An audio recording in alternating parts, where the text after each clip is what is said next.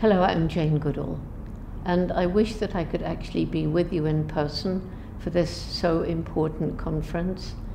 Climate change is one of the worst threats that we as a species and all life on Earth is facing today. I spend my life traveling around the world, and I've seen the effects of climate change with my own eyes. I've stood in Greenland at the foot of the great ice cliff that goes up to the ice cap with Inuit elders who say, when we were young, even in the midsummer, the ice here didn't melt.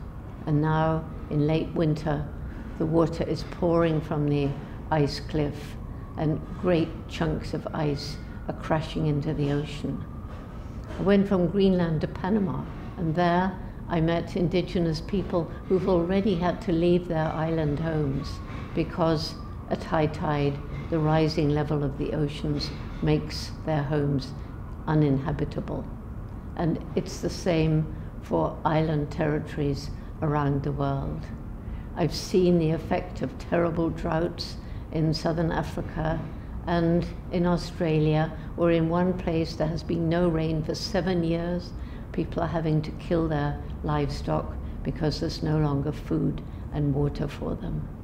Climate change is something which we can and must tackle. We must reduce our emissions of carbon dioxide. We must reduce our emissions of methane, which comes from, a lot of it comes from our intensive animal agriculture. And we must, each and every one of us, do our bit to try and think about our actions, to try and save energy. We must together move towards a world which makes use of clean, green energy. We have the know-how, but political will is so often lacking.